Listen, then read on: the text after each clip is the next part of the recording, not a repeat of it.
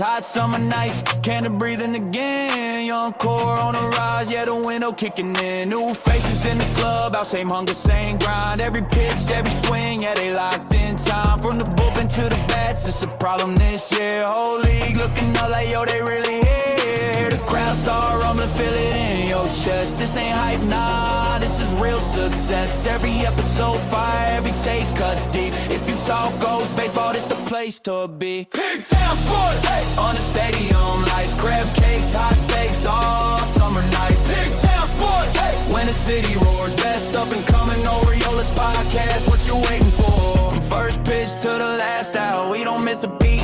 Breaking down the roster, yeah, we living in the tweet. Front office cooking, team built to last. This ain't just potential, nah, this team's built fast. October in the distance, you can feel that pull. Every night at the yard, got the place packed full. If you bleed orange and black, yeah, you already know. Big Town Sports, don't let the whole world know. Remember the name. What's going on, everybody? So tonight, we're gonna get right after it. This 40-man, the roster, it's jam-packed, and there's a lot of talent on it. There's a lot of talent that's not on it. And look, in spring training right now, there's a crop of guys that are very close to one another in terms of, you know, what kind of production they can bring the team, what kind of defensive value, what kind of speed value, all of that. I don't envy Mike Elias in trying to make this decision because this is going to be really tough. I mean, this outfield, and tonight's video is just outfield alone, it's freaking loaded. And I don't even have enough room to even talk about everybody. So we're just going to talk about the guys that are just on the 40-man.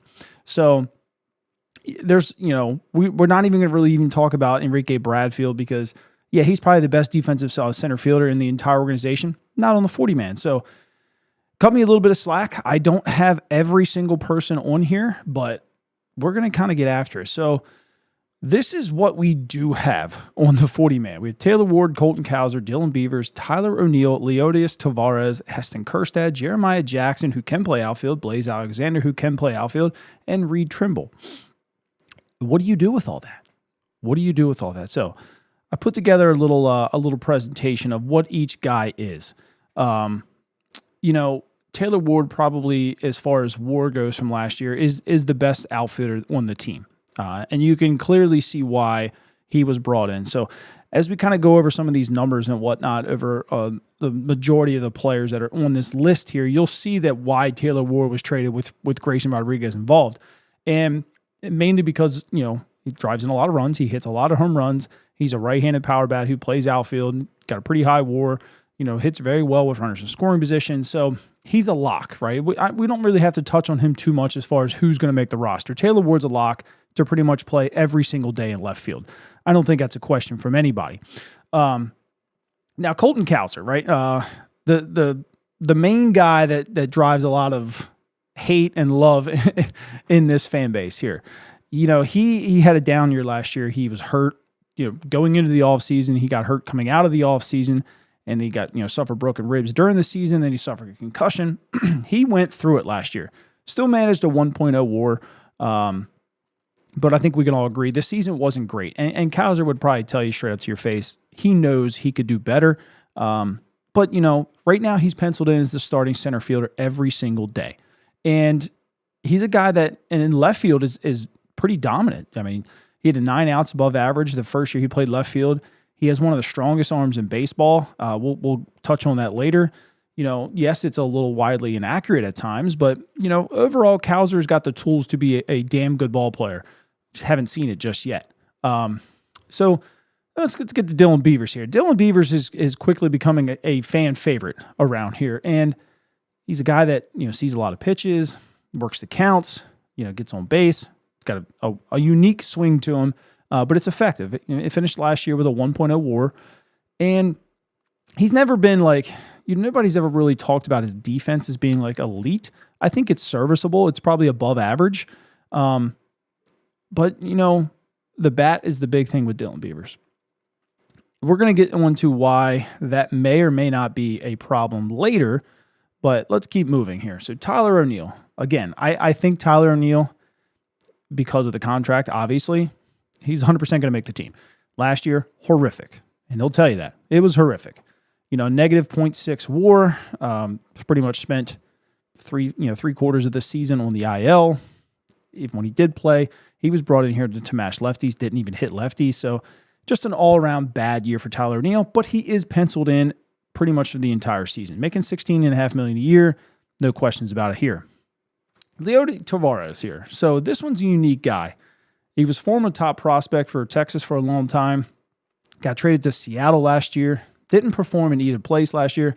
And it seems like every single year he's kind of just gotten a little worse offensively. Now, he is a switch hitter. He posted up a negative .5 WAR last year, just 3 home runs. Struggled to get on base, struggled to slug the ball. His OPS plus, pretty bad. But still an elite center fielder. He's got a great arm. He's very fast. He gets great jumps, good burst. Is there room? So he's only making $2 million. If you have to cut that, I don't think anybody cares about $2 million. But are you comfortable with Colton Cowser in roaming center field by himself all the time? So a big question to be asked here. So Leody Taveras, this is what we have so far. Could they work with him? Sure. But he was in Texas with Donnie Ecker, so I don't think too much offensively is really going to change, but let's keep it going here. Heston Kjerstad here. Negative 1.6 WAR last year. I'm going to come out on a limb and say I think this guy probably had some issues with the concussion. Some of you may remember he got hit with 97 in the back of the head, pretty close to the brainstem. So I think he had some lingering concussion issues last year. We never really found out, and they still are not talking about why he could not finish the season. Some speculation it was the heart. It was speculation that maybe he just lost some bat speed. There was a lot of speculation going on, but no real answer as to why Heston Kjerstad did not finish the season last year. It wasn't good to begin with anyway. This year he looks pretty promising coming back. He's a hitter, right? And hitters are going to hit, and that's what he does very well is hit. I found some interesting stuff with him on the outfield. We'll kind of go over that a little bit, but we'll throw you a little nugget now. He was the 4th best outfielder in all of baseball last year as far as taking routes to a fly ball. But we'll go over the negatives too, because that's just your little nugget for now. But Heston's an interesting guy. Can he play outfield on this team? I don't think so.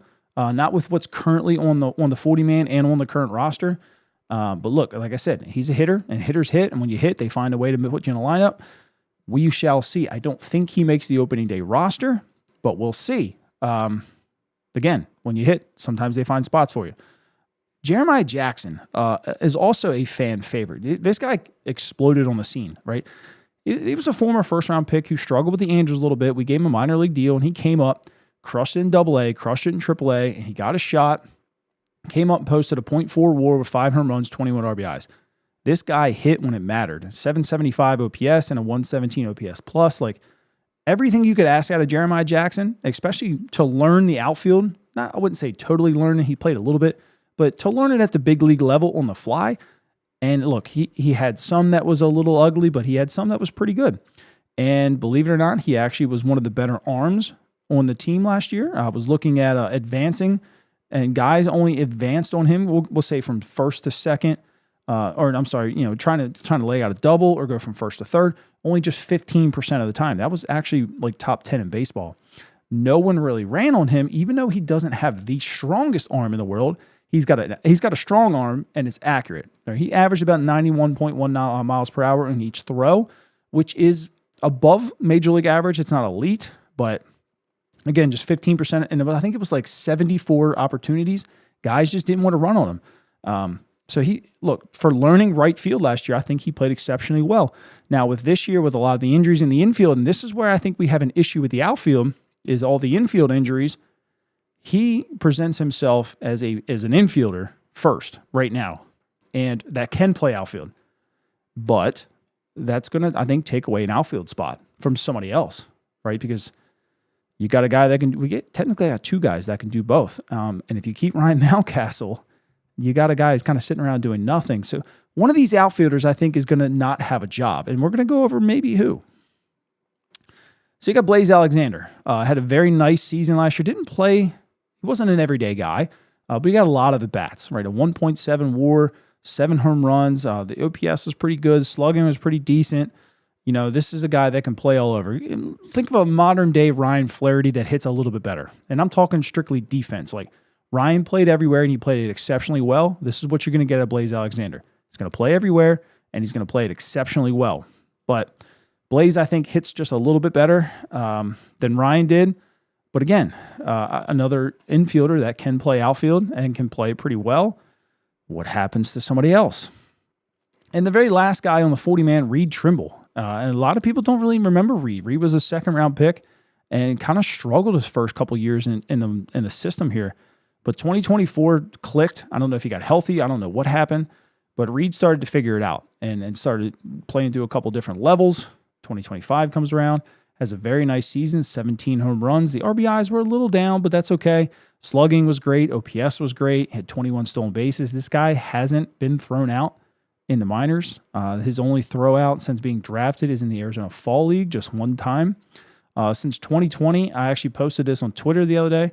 He has the same amount of intentional walks as he does as caught stealing, and that's since college started. Just 3 times he's been caught stealing. So a kid who can fly, he can play center field, he can play the corners, he can hit. He's a guy he's an option. I don't think he makes the team right now because of the other log jams that we're going to talk about, but he's an option that we may see at some point. So when we get back to that, let's try and maybe think about who's going to play where. And this is where I'm going to try and maybe think who I think makes the roster. Don't read too much into it, but this is just me thinking, right? I know absolutely nothing. I just had a little fun with this. So left field, obviously, I think we can pencil in Taylor Ward pretty much every day. I would say Colton Cowser would probably be number 2 on the depth chart in left field if he's not in center. And then Blaze Alexander also would be in left. Colton Cowser, everyday center fielder. Leody Tavares would be your number 2. Dylan Beavers would be your number 3. That's a little surprise there. And then Blaze Alexander would be the 4th. I don't think he'll play too much, but maybe. You just never know.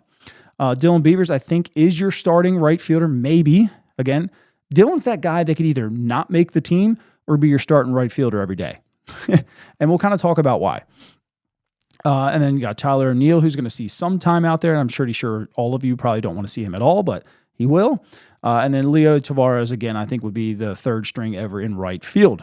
Now, let's compare some of these guys. So Beavers has 3 options left. Kjerstad, just 1. Cowser, 2. Jeremiah Jackson, 3. And why do I bring this up? Because, again, going back to the infield, Ryan Mountcastle right now, because of his 2 years and the money they gave him, I think has an opening day roster spot. Giving you 3 potential first basemen. Now, Mayo is going to play third for a good bit. My question was, you have Mayo, Gunnar, and then I guess either Jeremiah Jackson or Blaze, and then Pete, right? Would Vasquez maybe make this team, knowing that you kind of have Ryan Mountcastle kind of eating up a roster spot that really can't play another position, just going to DH and play first, right? So Jeremiah Jackson and Blaze both can play infield and outfield, but, what are you getting at a third, right? If something happens, you could put Vasquez at third, you could put Vasquez at short, you could put Vasquez at second. Vasquez gives you a lot of options. Now, if you kept Vasquez, you cannot keep 5 outfielders or 6 outfielders or whatever they're trying to do. So, my personal opinion, Heston is going to go to AAA. And I don't think they're going to bring him up anytime soon because of that one option. If he starts to hit, I feel like Heston is easily tradable with having an option left than he is without. Now, granted, we acquired Blaze Alexander because he didn't have an option, but those things do happen. I just think Heston has a little bit more want to him if he has an option available. Colton Cowser with 2. Do I see him getting sent down? Obviously not to start the season. If he struggles going into June or something, then yeah, maybe. Dylan Beavers, this is my question mark. Him and Jackson both. Jeremiah Jackson. Now, with Jackson being able to play infield, I think he's safe because you need a guy who can play pretty much all over. But if you get rid of him, again, this is when it comes back to Vasquez. You need another utility infielder. So that leaves me with Dylan Beavers. Like I said, he could either be your starting right fielder or he can get sent down. And because he has 3 options, that maybe is the logical option for a month until Holiday comes back. Would I like it? Hell no. Hell no. But I also understand how the game works. Now, do I really think that Beavers gets sent down? No, I'm just presenting you with an option that maybe he could. We've heard a couple beat reporters talk about the Orioles wanting to keep 3 catchers. Now, let's put this into perspective here. You keep 3 catchers and Ryan Mountcastle, okay, now you're taking away 2 spots, right? Well, what does Jeremiah Jackson and Blaze Alexander do really well? Now they play infield and outfield. Again, taking a spot away from an outfielder. And when you kind of look around, you don't really have too many options outside of Dylan Beavers. So it's the only reason why I'm bringing it up is it's a possibility.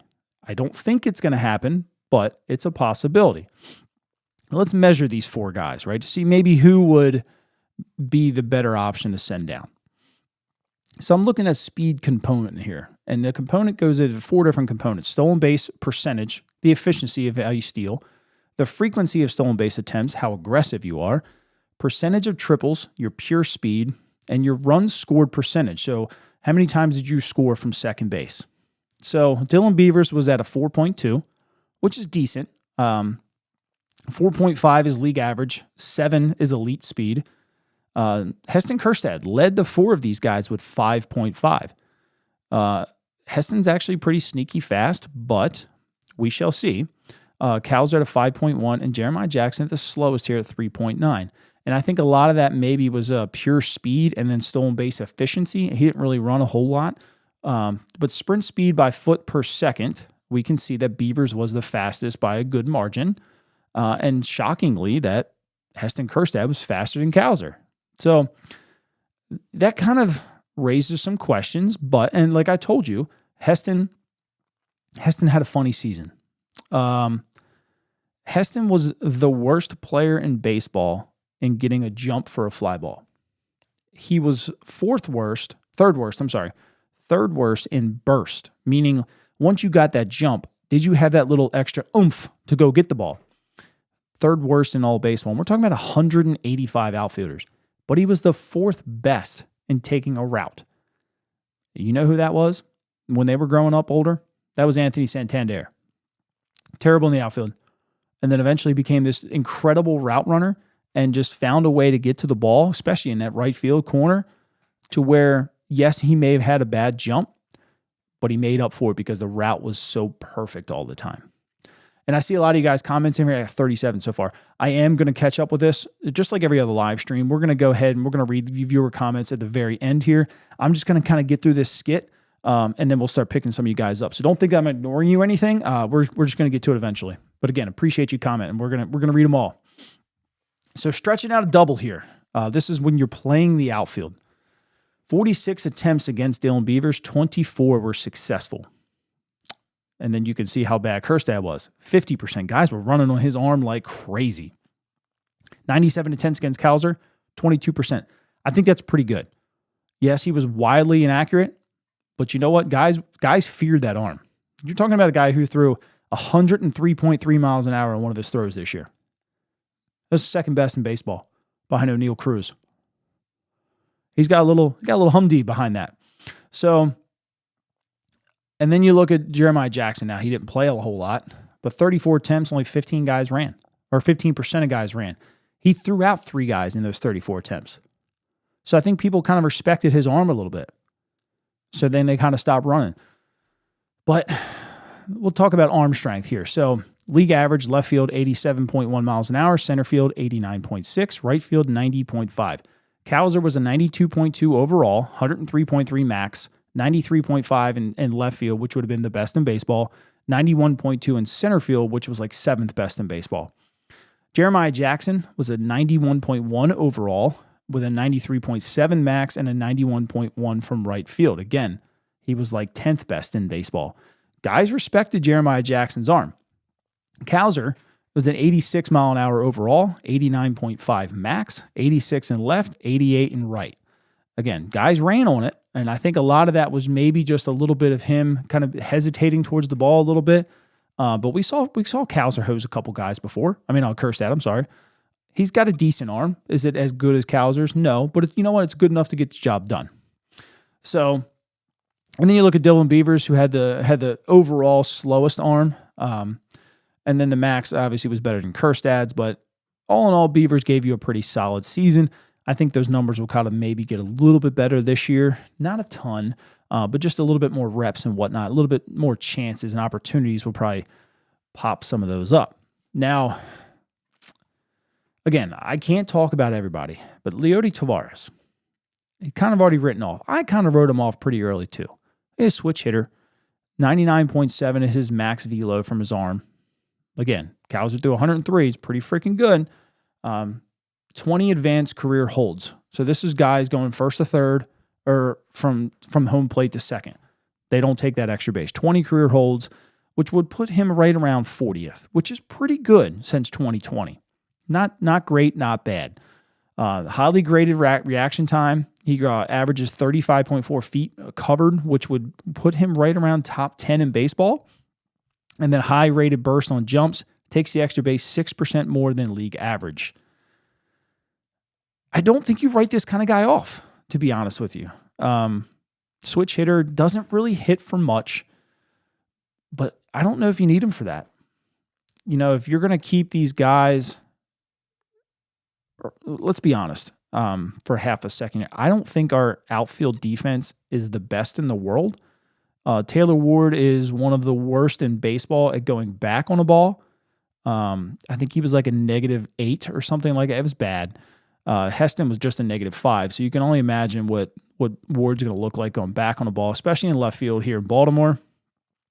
So Cowser's going to have to kind of play double duty here. Now, Cowser last year he was just league average. He was a 0 on everything. So he wasn't good or bad. He was just straight up average. A lot of that was injuries, but the year prior, obviously, he was very, very good at going back on the ball. And then going to his left, he was very good. But, you know, that's where a defensive player like Leody comes into play. Late in the game, you can take Taylor Ward out. And you can have Taveras in center field and Cowser in left field. That's a really good defense with Cowser, Taveras, and Beavers in your outfield. I'm talking exceptional. But prior to that, I think we can all agree that Cowser's probably a league average center fielder right now, maybe a tick above. And then Ward is probably considered a below average defender. So all in all, your defensive outfield is not very good. So you do need to keep someone who can come off the bench and be pretty decent. Now, Blaze Alexander could do it. Obviously not right away because he's got to play infield and because he's really only played 7 career games in the outfield. Do you trust him?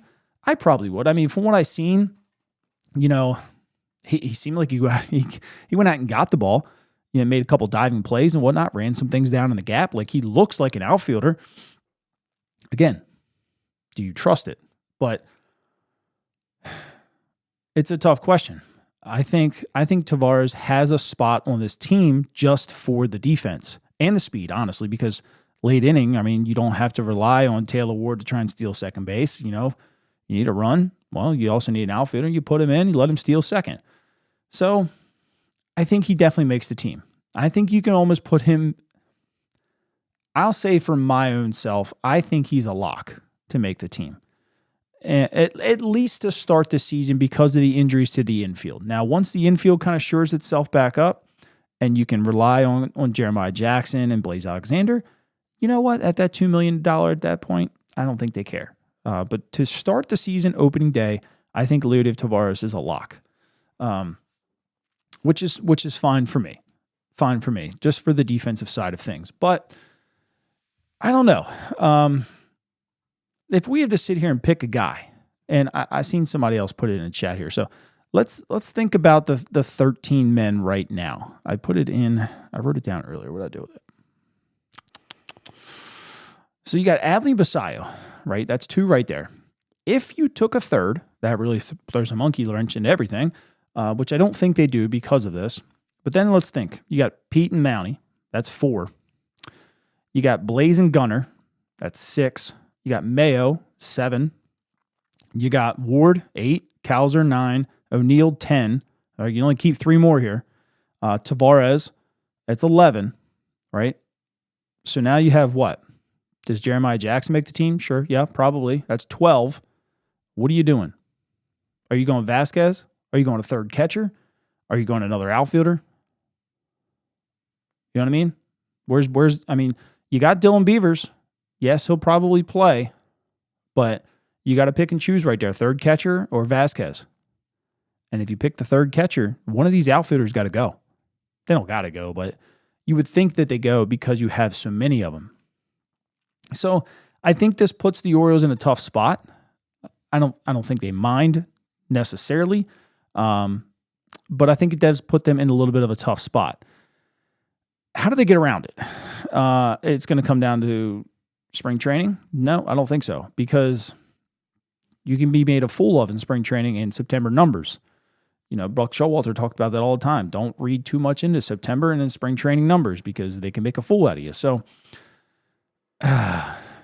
it's a tough question because obviously these beat guys they're talking about a third catcher for a reason. I'm not going to sit here and say that they don't know what they're talking about. They're saying it for a reason. They've probably heard that they would like to carry 3 catchers possibly. Was that maybe before the injuries? That's possible. But again, my question back to Vasquez, right? This guy can play third, short, second. He plays it pretty darn good, and he hits okay. Right? He's one of our best relief pitchers when we're down 10 runs too, So Vasquez might have a shot. I don't know. I don't know about you guys. I mean, it seems easy to just say, oh, just cut Tavares, right? But if you do that, who in your outfield can you really count on? Right? A lot of people don't like Cowser, but then he's immediately your best outfielder. Now, we saw Dylan Beavers play a little bit of center field. Is that maybe to try and see if they can cut Tavares? Yeah, maybe. I don't know if they will, but I'm not sure. So with that, we'll get into some of these comments and see what you guys think. Let's start off here. Orioles Fanky says, what has Cowser done to be a starter, be a first-round pick? Flat answer for you. He's been a first-round pick. That's what they drafted him to be, and that's what he's going to do. It's his fine. They didn't go out and acquire anybody, so it's either him or Tavares is starting. So, yeah, he hasn't done anything, so to say, but they gave him the shot. And they have a lot of confidence in him. I'm talking like they think he's one of the better players in baseball. And if they didn't, they would have traded him. But they're extremely high on Colton Cowser. So I get the hate against him, but listen, he's everyone around baseball thinks he's good. The Orioles thinks he's good. Cowser just needs to realize that he is good and then kind of just make a couple of adjustments and you'll see a good player. Chaz says, with all this outfield talent, someone may get dealt at the deadline. Also, McDermott out of the pen is going to feed some families. Send Cano down to the minors. I've heard some different things about Cano. Cano looks better depending on who you talk to. I had some friends down there who said the ball didn't look like it was moving in the bullpen whatsoever. But then, you see him, and you talk to some other people, and the ball's moving. So I think he's taken a little bit off the fastball this year and looking more for movement than anything. Just like Sir Anthony Dominguez last year, don't read too much into his stats. He's going to be working on stuff. Sir Anthony had a 26 ERA last spring, and then came out and pretty much shoved the entire first half for us.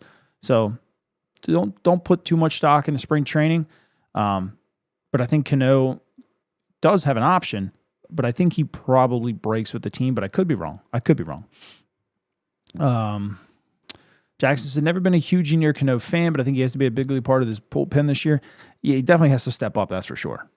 He is going to help. Whether he starts on opening day or not, he's going to be in the bullpen at some point this year to give some innings and help. So yeah, you would like him to be able to figure it out. Mike says, my bullpen, Helsley, Kittredge, Wells, McDermott, Cano, Wolfram, Aiken, Ends. Eflin starts on the IL. My outfield will be Ward, Cowser, Beavers, O'Neill, and Tavares. Reminder, opening day rosters are overrated. Toby Kemp had 10 at-bats. Yes. And I'm not the biggest. I think Zach Eflin starts the season. I think he's ready. He's been throwing a good bit. He's been throwing very well from what I've heard. But yeah, Cano has the option. McDermott has the option. Wolfram has the options. Aiken, I'd love to upgrade from. You would hope that maybe Wolfram kind of grows into that a little bit. But this remains to be seen. Yes, opening day rosters are overrated, especially with the injuries right now. This team would obviously look and shape out so much differently if Holiday and Westberg both weren't hurt, or even if it's just one of them wasn't hurt. But who knows? Who knows how it's going to shape out? I like I said, I don't envy Mike Elias right now. I think this is going to be a very tough decision, and there's some quality ball players that are probably going to end up in Norfolk, but that's not a bad thing because that means you have depth and you have quality depth and you have depth that you want on your big league team that you're able to stash in AAA for a little bit. That just means we finally got to a point where we've wanted to be for a long time. So hopefully we're all right, and we do have a bunch of quality players, and we'll see where that takes us. He's very hit or miss. I think you may swap him and McDermott to start the season. I like Chase a lot. I've done a video on him. I think he's going to be great eventually. Right now, I think he needs to really just consistently throw strikes. He had a great outing today. Just consistently throw strikes, and you'll find yourself in the big leagues. That's just been his. That's been his biggest problem. Rick says, "Hello, fellow baseball enthusiasts. What's up, Rick? How you doing, buddy?" Jack says, "I want to see McDermott in the bullpen on the opening day." Man, you guys are really focused on the bullpen tonight. I guess I'll have to do a bullpen video. Heston, baby. What's up, Joe? How you doing, bud? Cano, like all dominant sinker ballers, if his release point is off, the ball won't sink. 1,000%. 1,000%. Kjerstad needs to dominate the minors and wait for injuries just to get a shot. I agree with that. But again, he's a hitter, and hitters hit. You hit, they're going to find you a way. So just go hit. That's all I can tell him. Just go out there and hit. You go out there and hit another 13 home runs in the first month of the season like he did, was it 24? And he forced his way up on the team. I mean, you got to remember, there was a stretch where Heston Kjerstad was the best hitter on the team for like 3 weeks before he got hit. Like he was showing what we all thought he was going to be, and then he got hit. If he's finally healthy, we might see it again. I don't know for 1,000%. I'm not going to sit out here and say that, yeah, he's going to make the team or anything like that. I'm just saying that talent is in there if he's fully healthy. Could you maybe use JJ at third? He was mainly a shortstop, third baseman, JJ shortstop, third base, JJ, Gunner shortstop, second baseman Blaze. It's possible, but I think they're going to give Kobe Mayo every shot in the world to earn the spot right now. They developed him, and I think and I don't know if they just owe it to him, so to say, but I think they like him enough to see what he's got at least for a month. Jeremiah has no glove at all. I haven't watched too much of him in the infield, but I mean, I'll take your word for it. Would I consider trading for Vientos for Cade Povich? I don't think so. I mean, what's Vientos? I've never really looked too much into Vientos, but like, is he better than Kobe Mayo? And if he's not like marginally better, would it be worth trading a potential starter? I mean, he had 17 home runs last year, 61 RBIs, 233 average. I think how many at bats did he have? 424 bats. How many Kobe Mayo have? I don't even remember. Kobe only had 263 and had 11 home runs. So you're basically looking at Kobe Mayo for Mark Vientos. And Vientos he's a free agent 2030. You get 2 extra years. Nah, I don't think so. Not for Cade Povich. Maybe for like a young minor leaguer or something like that, but not Povich. You don't want to give them any kind of left-handed starting pitching that could potentially break out for a guy that isn't better than your everyday third baseman in Westberg, and is marginally better than Kobe Mayo, who hasn't even hit his stride yet, so maybe could blow the doors off him. We don't know. I wouldn't do that for Cade. Plenty of other younger lefties that we could probably do that on. Still ain't high on Mayo at third. Good bat, but I don't know if he can hit the guy long term. Look, Mayo's got a pretty decent glove. It's just been the throwing that's been the issue, especially over in Norfolk. He would kind of throw the ball high and bounce it a little bit. Now, if you bounce it in the big leagues, I don't really care because I think Pete's going to pick it. Ryan Mountcastle's going to pick it. You know, guys in AAA, they're not really picking it too much. But I'm okay with Mayo at third. I think he gets his fair share. Show us what he can do. Look, give the guy 20 games. See what he can do. See how many errors he makes. See if he gets comfortable. And then go from there. Right, yeah, trading for Vientos is another Mayo. Yep, I hit the nail on the head there. I'm ready to be a huge Blaze Alexander fan. So I had some friends that were just down in spring training, just absolutely raving about Blaze Alexander. They loved him already. So I talked to Andy Costa for a little bit. He just, all he said was Blaze is legit. So maybe we have a little diamond in the rough there. I don't know. Does Jeremiah have options? No room for him right now? Yeah, he's got 3 left. 3 left. Feels like the odd man out. I think so, but with him being able the ability to play the infield and play a couple infield positions, and as well as he hit last year, I don't know. I really don't know. Definitely do have room for him in the infield. That's the issue. Westberg and Holiday going. You kind of need J.J. Abe's depth. That's what I'm thinking right there too. You got to have him as depth. Never understand tendering Mountie. I think they tendered Mountie because it makes him easier to trade with 2 years than it did with no years at all.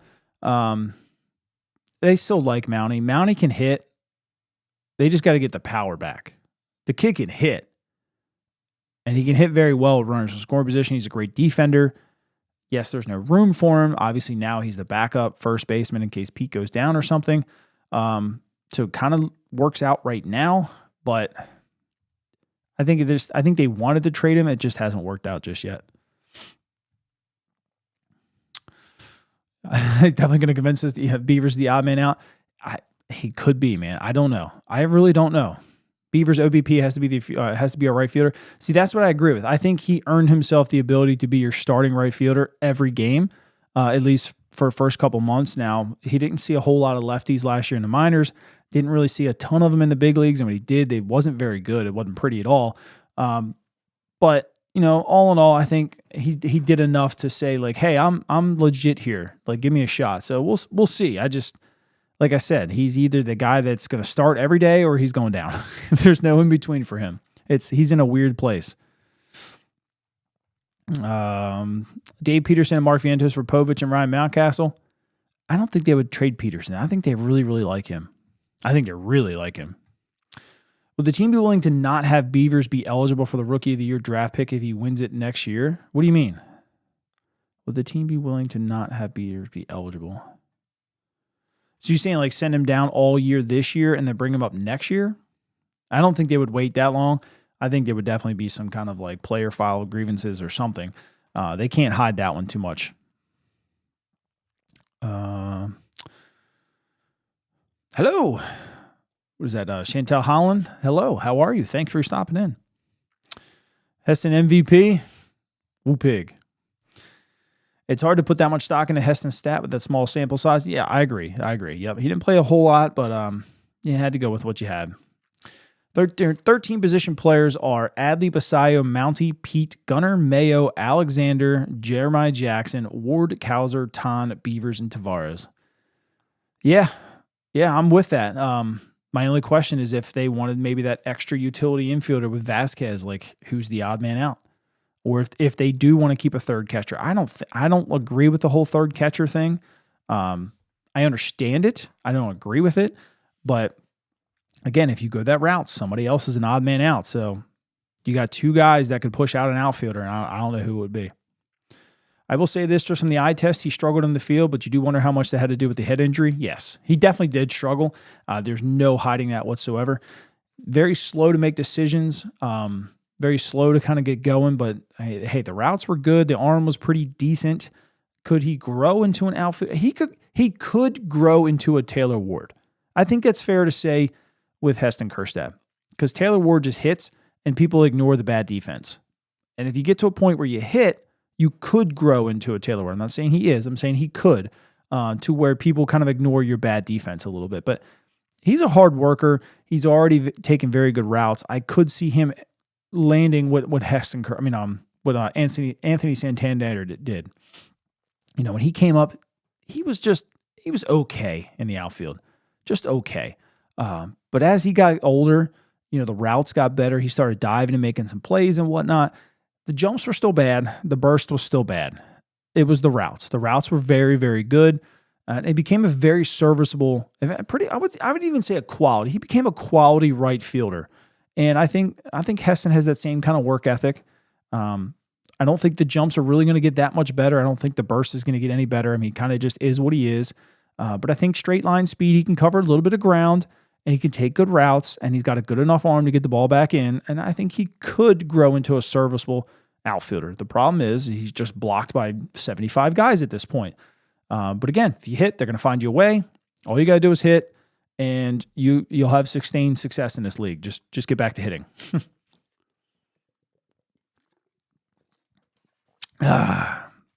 Orioles State of the Union for the outfielders over the country State of the Union. I do appreciate, look, there's 57 of you on YouTube, 212 on Twitter. I appreciate you guys sitting through this right now, obviously over something like that. I know it's not everybody's cup of tea, but just the fact that you chose me over that, I truly appreciate every single one of you. I'm just going to throw that out there. I love Mountie, but why? I don't see how he's worth a spot. Mainly because you're not going to waste the money at this point. You had what, $6 million for this year, and was it $7.5 million for next year? Was it the right move? I'm not one to say. I don't know. I don't know their reasoning to do it. As a fan, it's easy to look and say no, that wasn't the right move. But he's here, and you got to kind of build around that part now. The reason we wrote Leote off was that 205 average. I didn't even think he got to 205. He can't hit. For being a switch hitter, for working with Donnie Ecker for a couple years down in Texas, do I think he gets any better here? Probably not. The bat speed is exceptionally slow. It's below league average. The hard hit rate below league average. You know, all the metrics that you look at on Baseball Savant, it's all below league average. I don't feel like it's going to get any better as the older he gets. He's just going to be here for defense, though. Right. Tavares makes the team for defense. And even if it's only for a month or two, like if things settle down, Jackson comes back, you can move Blaze to center field, or Jackson or Jeremiah to right field and Dylan to center field or whatnot. Like then things kind of start to calm down. But opening day, I think Tavares makes the team. Right now, James Reckling says, I would keep Heston on the roster and send down Beavers. So the problem with that, and look, Heston, if he can hit and he's healthy and he becomes a good hitter again, the problem with that is only having one option, right? And if you send him down, now he becomes a guy with no options. So the next time you bring him up, you got to DFA him. And if he's good, you don't want to DFA a good player, you know? So I think they take this into consideration and they don't burn it early right now without an injury of some sort or something like that. Again, because it also helps his trade value. Having just that one minor league option just gets you just a little bit more, not a ton, but just a little bit more in a package. You know, maybe instead of like a 12th or 13th ranked prospect, maybe you get a 10th or 11. Like it's just a little bit more. So it is a helpful thing. I don't know if they burn it just yet. I don't see them taking a third catcher's waste of a spot. I completely agree with you, Joey. Completely agree with you. I don't get it, but I understand the talk around it, especially if you're going to play Adley and Basayo both all the time. But my thought is you have Taylor Ward who can finish out a game if you need to. And I mean, in worst case, you just lose the DH, right? Like it's not the end of the world. And then you get your taxi squad and you just bring somebody else up. I wouldn't worry about keeping 3 for one game. Excuse me. See, James says keep 2 catchers. I completely agree with you. A reminder, O's took a flyer on an outfielder whose hitting stats had declined for a few years before they got him last year. His name was Ramon Laureano. Yep. So Ramon got healthy, and maybe Heston's that guy. Maybe Heston becomes healthy. Maybe Cowser becomes healthy, right? Maybe they have that within this year. They didn't go out to get it, but they have it from within. You know, somebody gets healthy and finally pops. Like, I agree with you, Sean. I think something from our core of guys is going to pop this year. Do I think Pete DHs and Basayo plays first mostly? So if Adley gets hurt, we don't lose the DH. That's a very good point, Joey. I didn't even think of that. I think Pete wants to play first every day. And with that, pretty good he is at picking the ball and stuff. I think he's probably going to play first, especially early on. Like fans are going to come here and they want to see Pete Alonso. So I think he's going to be playing first base for a good bit. But as the season goes on, I could see that happening. You know, when things kind of start to settle down a little bit, I could certainly see that happening. That's a good point. I like that. Vasquez is legitimately the best infield glove on the team when he's playing. I don't think too many people would argue with you about that. Who do you think is going to be in the bullpen to start this season? Man, I think we got a ways to go to figure that out, to be completely honest with you. I think we got a little bit of ways to go because some guys are pitching really good right now. And, we haven't really seen everybody yet. And one bad outing isn't enough to kind of throw the book in on somebody. So I think we got a couple weeks until we can kind of really start diving in on the bullpen, because the bullpen is the team's biggest question mark, way bigger than outfield. And it's going to have a lot of moving parts. Who's going to end up being the sixth starter? Do they run with six guys? Who do they put in the bullpen? Who takes the bull by the horns? Is that Wolfram? Is it Cano? Is it McDermott?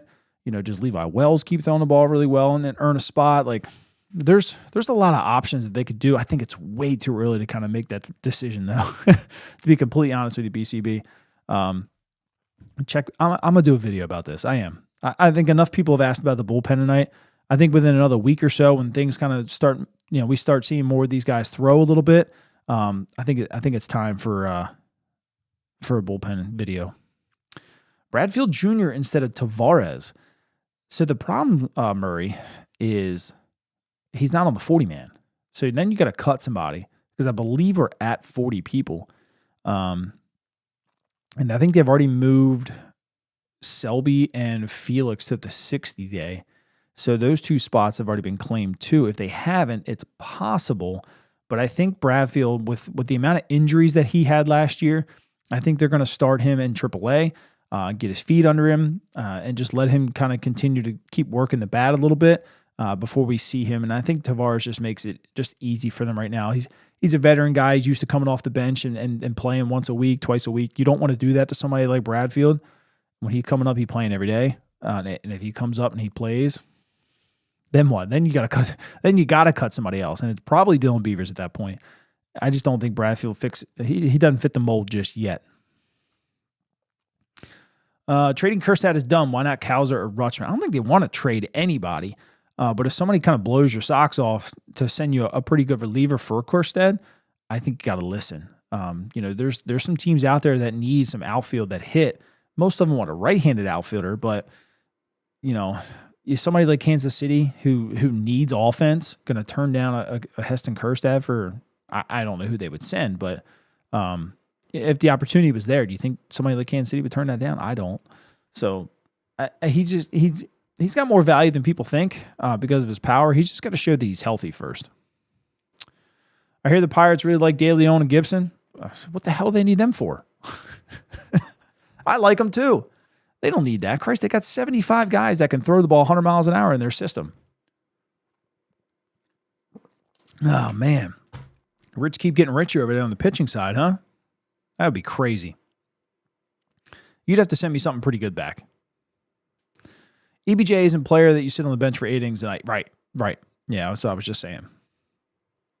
Mike says, Beavers is going to be a monster. Mike, and I agree with you. I 100% agree with you. I think long-term Dylan Beavers is a quality player, a great player that we all fall in love with. It's just, like I've said several times in this live so far, he's that guy that is either going to play every day or he's going to get sent down. And it's no fault of his own. I think it's just how the matchups work out with the options.